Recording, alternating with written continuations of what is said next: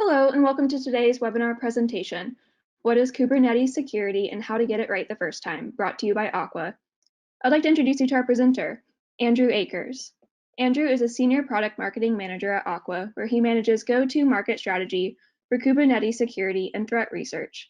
He enjoys learning about cloud technology, DevSecOps, and information security, and turning that knowledge into positive outcomes for Aqua's customers. In his spare time, you can find him spending time with his family, reading, writing, and working on endless home improvement projects. And with that, I'll pass it off to Andrew. Thank you, and thanks everyone for joining me today, whether it's morning, afternoon, or evening for you. I appreciate it. My name is Andrew Akers. Again, I'm a Senior Product Marketing Manager here at Aqua Security. Today, we're going to be discussing what is Kubernetes security. So with that, let's just get into it. So I want to back up and talk a little bit about the modern software development lifecycle and where security fits into it. So I'm sure some of y'all have seen this as build, deploy, run. It's kind of it's often part of DevOps discussion. But in general, what we're talking about today is just this kind of build, and then we deploy things on infrastructure and run them as workloads. So where does security fit in here? So prior to DevOps, prior to a lot of the DevOps revolution, security would appear towards the tail end of this timeline, right? So security would help manage kind of infrastructure policies, and then when a project was coming on towards an end, they would go through a security review. They would review code, how things are set up, how it's deployed on infrastructure, etc. Make sure everything's secure. One of the problems we run into today is that a lot of this stuff is now abstracted and automated. One of the big revolutions here that kind of led to DevOps was abstracting the hardware infrastructure, which led to kind of cloud infrastructure. And then we just kept abstracting things and automating things until, we created this whole DevOps lifecycle. And it's been great for developing quickly. It's been great for developing new applications, but it means that the old model of bringing in kind of security towards the tail end of things just doesn't work anymore. Because where do you, if it's automated, where do you put it? You can put some automated security in place, but you can't put a security person there to review things and without undermining the whole automation to begin with. Meanwhile, attackers are moving more to the left side. So attackers have historically targeted, things that applications, web applications, essentially available on the internet, find vulnerabilities, they do it, they get in the system, they pivot, they steal data. But they're increasingly targeting the developer persona as their victim to gain entry into a system. And what I mean by this specifically, so things like supply chain attacks, right? So a few weeks ago, there was a big story where an attacker took over the login credentials for NPM for a popular NPM package, inserted some malicious code. That malicious code was live for about 4 hours before it was detected and kind of remediated on the supply side in NPM. But still, that means that a popular package that's known to be legitimate in NPM was malicious for 4 hours. This can happen in any kind of registry, any kind of repository. So container images are a big attack vector for this, and they essentially target the developers. You also have what's called typo squatting, so people building malicious container images, code packages, things that are spelled in one letter difference from a popular package, hoping that developers will typo when they call it out, and they'll download the wrong package and the malicious package and never know the wiser. So what we have here is we need to rethink security. What this has led to is and this was from 451 research. This is DevOps practitioners, a survey they did at DevOps practitioners. Security is the #1 challenge to cloud adoption for DevOps practitioners. It's almost half of them say it's the #1 challenge to cloud adoption. So we really need to get a handle on security in the cloud and security in cloud native environments. So let's talk, again, I'm still going through kind of some of the challenges here, and we'll get to solutions in a second, but I want to talk a little bit about what teams are involved with security. Well, I know some of y'all are going to say, well, everybody, security is everybody's responsibility. You're right, it is, but there are some teams that are directly involved with it, and it's a lot. It's all of this and more, right? So you have your security team that does a lot. They help define policy. They do incident response, incident investigations, a whole just host of things. But at the same time, the policies that they create, they have to be enacted by not always their team, a variety of other teams. You have a platform team that handles the cloud infrastructure. Operations may handle the the cloud native stack. Networking does the networking policies. Compliance has their own concerns with ensuring that all of the compliant controls are in place. So all of these teams need to be working together on technology and processes and people and policies. So what we really need is, it's not so much a timeline anymore. It's not so much we build, we deploy on infrastructure and it runs. Like, that is a timeline, but everything is integrated. Everything fits into each other and it becomes a cycle. So security must be fit for purpose in a cloud native environment. That means is it needs to also integrate across this environment that's highly dynamic and highly automated. So let's talk about how we can achieve this. Chiefly what we, at its most basic level, what we need to achieve is visibility and response, or visibility and control. But let's talk about how we do that. And we're going to focus specifically on Kubernetes here. But I'm going to talk a little bit for just a couple of slides about the whole stack, because like I said, everything's integrated, right? Everything affects everything else. So let's talk about the cloud native stack. So I love charts like these because they're so shocking. I stole this one from the Cloud Native Computing Foundation. They have an interactive version on their site. You can go look at it. This is the technology landscape for cloud native. It is huge. There's a lot on it. It's shocking. I find it, these charts are fun to show people. They're not quite as useful for our purposes today because there's so much on it, but I wanted to show it to you. This is the environment, the landscape that we are working with. But let's try to simplify it as much as we can. So I'm going to simplify the cloud native stack here. People may argue with me on what to include and what not to include, and there are definitely technologies that can fit in here, and there are some things that I have omitted that we probably shouldn't. But at its most basic level, what you have in the cloud native stack is you have your cloud infrastructure, right? These are generally AWS, the big three: AWS, Google Cloud Platform, Microsoft Azure. On top of that, you have your orchestration and container runtime. So you have your container runtime, often Docker, and you have container D, CRI-O, that kind of stuff. And you have orchestration, which is what we're going to focus on today. The vast majority, I don't have the number in front of me, the vast majority of organizations that use container orchestration use Kubernetes. So we're going to focus specifically on that. So Kubernetes sits on top of the container runtime, which sits on top of the cloud infrastructure. And then you use all of this to deploy your application and its workloads, right? So on top of all of that, you have your applications and its workload.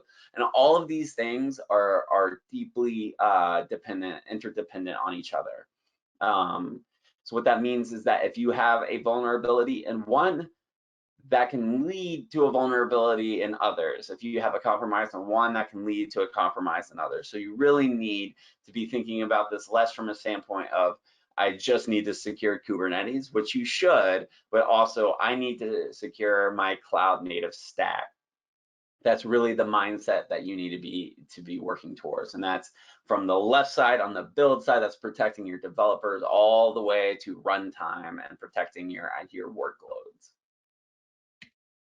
So let's talk about Kubernetes now. So the rest of the presentation is going to mostly pretty much be just Kubernetes. We talk about containers here there a little bit because you can't really talk about Kubernetes without also talking about containers.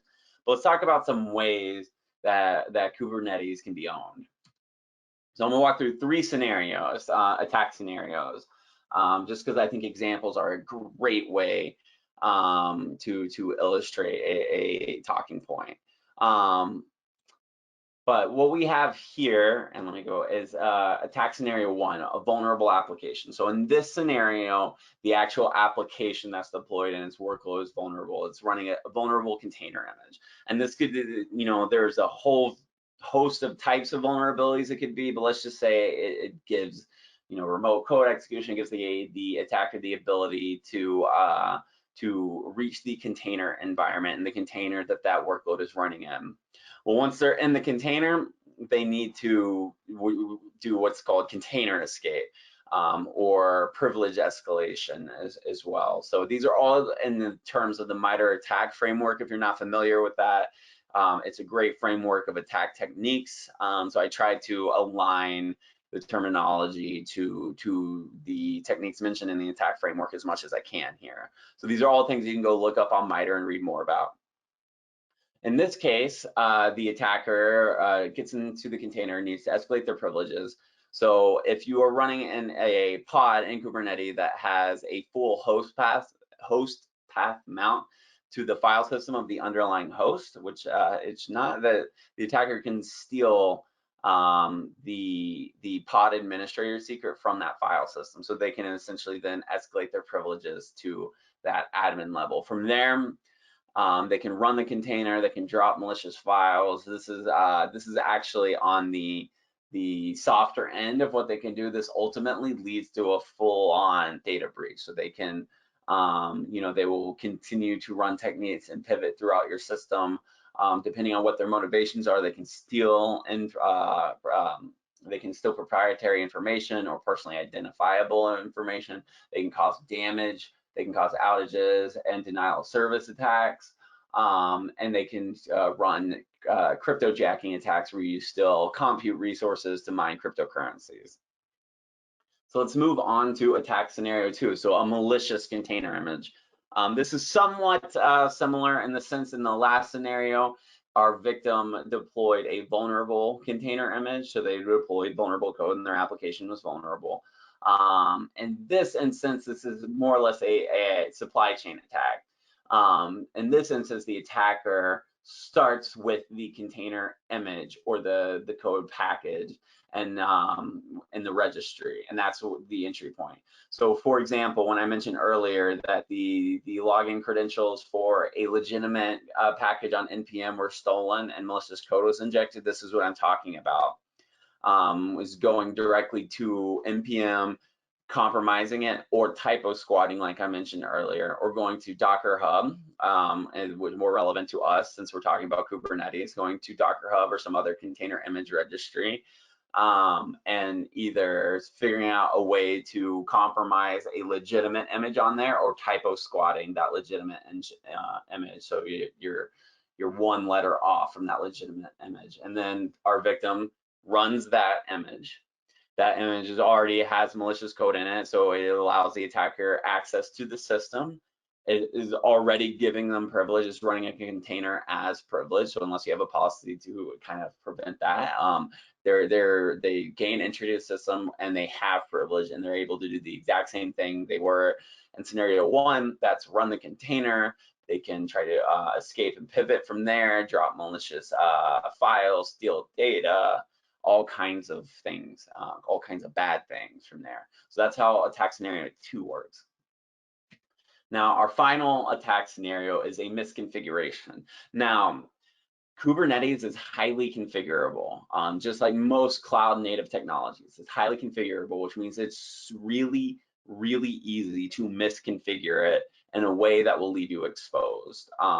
It's just like when cloud infrastructure first came around, it gives you enough to shoot yourself in the foot with. Like, it gives you enough of your own control that you can hurt yourself. Defaults on Kubernetes are not always the worst, but they're not always the best from a security standpoint. So it's not entirely like this is a common scenario. So in this scenario, the Kubernetes dashboard is left exposed to the internet, some way to circumvent authentication, whether that's left without authentication or with compromised credentials. However it is, they misconfigured it and left their dashboard exposed on the internet without authentication. This basically gives an attacker complete control over the Kubernetes cluster. Like once they have access to that dashboard, they can do basically whatever they want. They can run a privileged container, and they basically have all the privileges to do what they want. And in this case, they use it to communicate with their command and control server, set up some persistence in the environment, especially if they have the privilege to do it, even when we tear down some nodes and redeploy them. If you can maintain persistence through all of that, that's a big deal to an attacker. But they can also do the same things that they did in the other scenarios. They can steal data, they can drop cryptojacking malware, and mine cryptocurrency. They can steal personally identifiable information. They can damage your systems. So the end results are kind of the same. They have complete control over significant control over your Kubernetes environment, and they're able to do damage with it. So let's talk about how we secure Kubernetes. I want to start with a quote from there's a book from O'Reilly called Hacking Kubernetes. This is from Andrew Martin. So as with all fast-moving software, there have been vulnerabilities in most parts of the Kubernetes stack. So it's true, vulnerabilities happen. There's almost no technology that hasn't had a vulnerability at some point in time. So again, from Andrew Martin, the only solution to running modern software is a healthy continuous integration infrastructure capable of promptly redeploying vulnerable clusters upon a vulnerability announcement. So he's talking about a very kind of specific scenario. You have an announcement of a vulnerability. You want to promptly redeploy your entire infrastructure with mitigations for that vulnerability. So that's a kind of specific scenario, but if we broaden that a little bit, that's what we're really talking about. So we want to identify vulnerabilities. We want to mitigate them either through redeploying with with a mitigation in place, or you want a runtime mitigation to hold over until you can do that as well. And so if we break that down to its kind of core components, we're talking about visibility. You want that vulnerability announcement, as it was mentioned in the quote, but you want to identify that vulnerability. You want to identify it in your system. I think the vast majority of vulnerabilities that are probably in production environments out there are known vulnerabilities. So you want to have the visibility and the continuous scanning to find vulnerabilities, misconfigurations, sensitive data that's not being handled correctly, secrets and the like, and then malware. And then but visibility isn't everything, right? If you can see it, that's one thing, but you need to be able to respond. So in this case, I went through a kind of more specific scenario. You want to prevent direct access to the Kubernetes cluster. You want that control. That would prevent attack scenario 3. But really, you just want the control to mitigate these misconfigurations, exposure to sensitive data, malware, and vulnerabilities that you found with the visibility. And you want to be able to prevent an attacker from coming in and creating some of these themselves as well, because attackers that can gain an entry point, they can also do it to create their own vulnerabilities. They can deploy a vulnerable image, a malicious image. They can deploy a service that has a vulnerability in it, or that is misconfigured. That's probably more likely. So let's talk about visibility for a second. Visibility needs to be contextual, and it needs to correlate in a cloud native environment, because cloud native is dynamic, Kubernetes is dynamic, networking is based on service identity. Many resources are ephemeral, so a lot of traditional network monitoring isn't as effective. You need real-time visibility into namespaces, deployments, nodes, and their hosts, containers, and the images they came from, as well as network connections between and within namespaces. You need that correlation, otherwise it becomes noise and you're not able to glean insights from it. So I'm going to walk through 3 examples again of some Kubernetes resources that can be misused or misfigured, and you need visibility into. It's just examples here. So what we have here is a specific CVE. So I want to use it as an example of a Kubernetes service that can be misconfigured. So if you are able to create a cluster IP with the external IP address out there, can allow an attacker to basically take advantage of that internal service, that cluster IP service, and own the system, and it gives them direct access to the system. So they can do a variety of things with this. One of the things that they can do is they can circumvent admission controllers. And I will get into what admission controllers are in a second if you're unfamiliar with them. But admission controllers are a key security control for Kubernetes. It's how a lot of Kubernetes security products work. It's how a lot of security policies are enforced in Kubernetes. So being able to circumvent, that's a big deal. So you want to be able to prevent these internal Kubernetes resources from being created with an externally accessible IP address. So that's example number 1. Example number 2, we're going to talk about secrets and sensitive information in config maps. So config maps is a type of Kubernetes resource. Generally speaking, if you have a secret, the best practice in Kubernetes is to store it in the object called secrets. Occasionally, people will store in other areas that are less secure. And this sometimes more commonly ends up with sensitive data or secrets stored in config maps. This introduced risks because it allows more users access to these secrets. And the more users that have access to it, especially if they don't need that access, if one of their accounts is taken over, that means the attacker has access to it. So you really need to be able to identify when secrets are being stored in config maps so that you can go back and change it so it's stored in secrets and it's properly protected. Talk about roles and role binding. So this is role-based access control, or RBAC. It's crucial for reducing your attack surface. It operates, if you're unfamiliar, you want to kind of implement the principle of least privilege, the idea that people should have access to only the resources they need to do their jobs and no more. This is a common security practice. You need this in Kubernetes. But I want to read you a quote from a woman named Liz Rice. She is an expert in this field. I'd highly recommend, if you're unfamiliar with who Liz Rice is, I would highly recommend you go and look her up. But it's human nature for people to request new permissions when they need the ability to do something. However, they are less likely to ask for the permissions to be taken away when they are no longer needed. This means that permissions and access controls have entropy. That means that over time, employees ask for new permissions as they run into scenarios where they need them, but they rarely, if almost ever, ask for those same permissions to be taken away or have them taken away automatically. So you need a way to monitor your RBAC, your role-based access control permissions, and identify overly permissive access. Is a common risk. It's one of the most common risks, not just in Kubernetes, but in systems in general.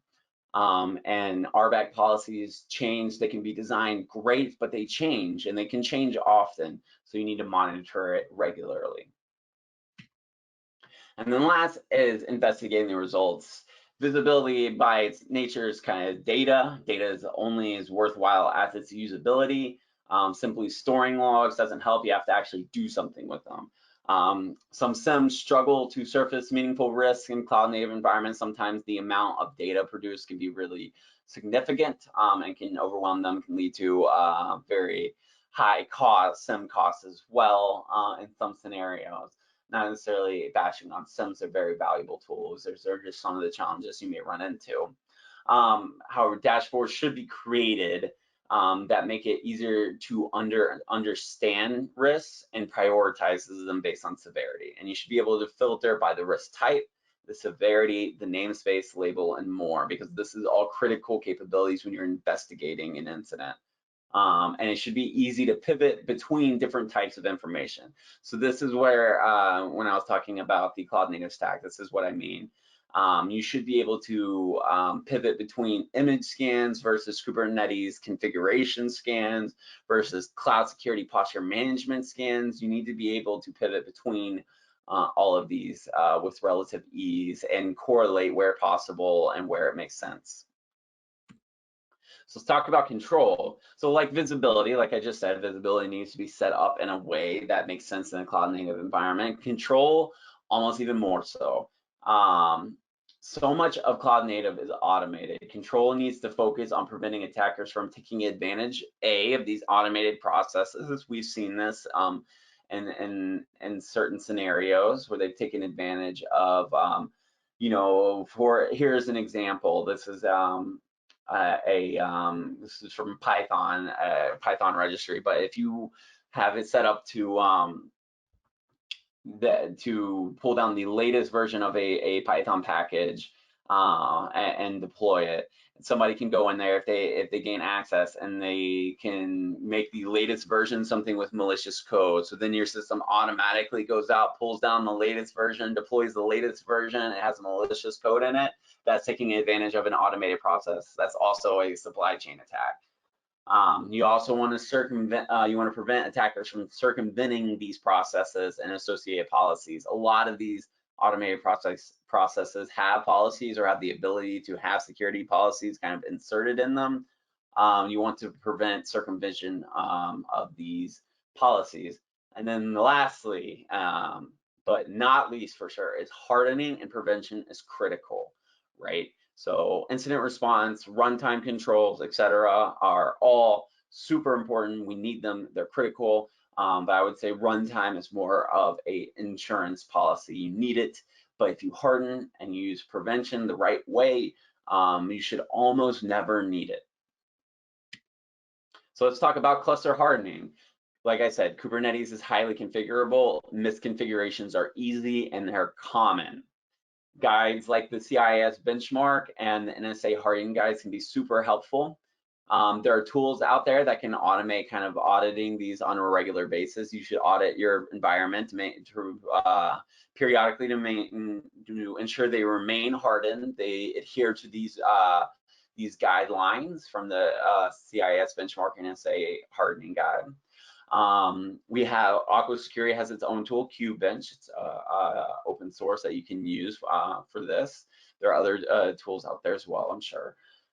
We want to make sure that your cluster is properly hardened. Next, let's talk about emission controllers. This is what I mentioned earlier. This is what you don't want to have an attacker be able to circumvent. So what I have here is I've pulled out a YAML file. If you're not familiar, Kubernetes works mostly through YAML files, YAML configuration files.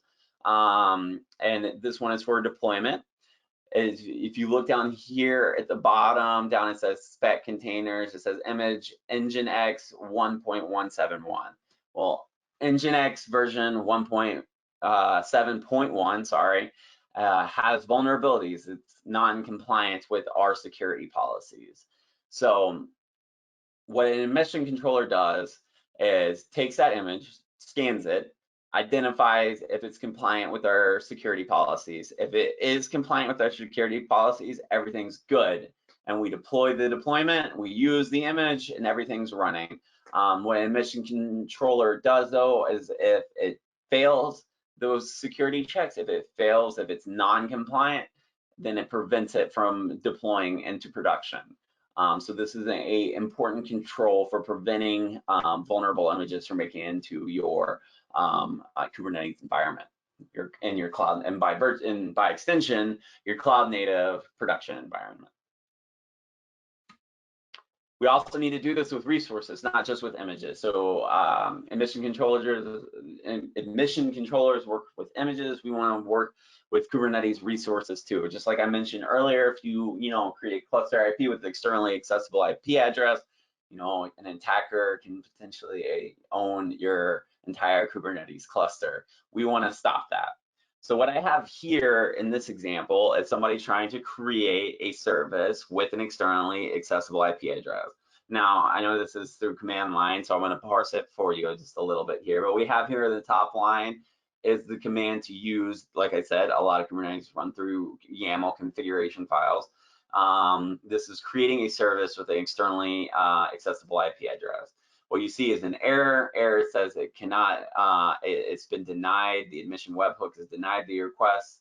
And the reason why it actually gives it down here, this is from our product, Aqua Security, is it failed for the following assurance policy, and that is service with external IP address. The service, my service and demo namespace should not set external IPs or external name. So it's because we have a policy set up to not allow services like either deployed in this namespace. In this scenario, it's the namespace demo, should not have externally accessible IP addresses. And then what you have below it, and it's a little pixelated, I apologize, is the actual log item showing that we denied this. So you need to make sure that you're also preventing bad resource creation, because it's not just the images. The images are part of it, but it's also the Kubernetes resources themselves. And then last but not least, don't forget runtime. Like I said, runtime to an extent an insurance policy. If you're properly hardening and you're using your controls in the right way, you shouldn't need it, but you really do need protection in runtime, because some attacks, if an attacker manages to get access to your system, it may not be visible until, they may use techniques that may not be visible except in runtime. So you need to be able to respond to them. So these are things like blocking cryptocurrency mining. These are things like blocking the creation of containers that are created outside of Kubernetes, right? Like if you want your environment to only deploy Kubernetes originated containers. Examples, there's a whole host of runtime protections. We have a good number of them at Aqua. And you need to make sure you're thinking about runtime as well. You also need to make sure that you can limit these controls by scope. Because different areas will require different policies. So limit these scopes such as by namespace or label. So I want to talk a little bit about our product at Aqua. I've spent most of the time, trying to keep this a little vendor neutral here and just kind of give a high level overview of securing Kubernetes. But like I said before, you really need to be thinking about securing your entire cloud native stack. That sounds daunting, but it's important, and if you take it one step and one piece at a time, it's not so bad. So along with container security and runtime control, Aqua provides the most comprehensive Kubernetes security capabilities as part of their broader CNAPP platform. CNAPP is a Gartner term. It stands for Cloud Native Application Protection Platform. This is so Gartner recognizes that you need to protect your cloud native stack in its entirety, and that's what CNAPP is, Cloud Native Application Protection Platform.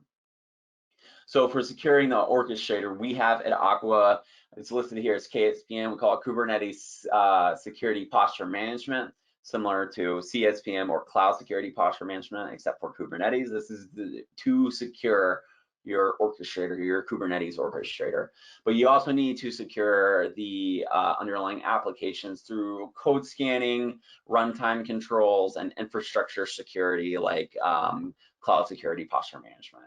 So, combined, KSPM itself can provide you visibility across all of your clusters, provides risk assessment and compliance through regular auditing and other things. And then it provides automated policy enforcement. I'm not going to drain the whole slide. Y'all can read the points underneath these three pillars here, but these are kind of our three main areas of benefits just for our Kubernetes security posture management offering. But remember that we have all of the rest as well. So with that, I want to thank each and every one of you for the time today. I really appreciate it. If you have any questions, you can find me on Twitter. My Twitter handle is Andrew P as in Paul Akers. That's spelled out. That is ANDREWPAKERS. And I will hand it back over to you, DZone. All right. Finally, we would like to thank Andrew for a great presentation. And DZone would also like to thank Aqua for providing the audience with a fantastic webinar. Lastly, thank you to everyone who tuned in today. We hope you learned something new that will help you in your developer career.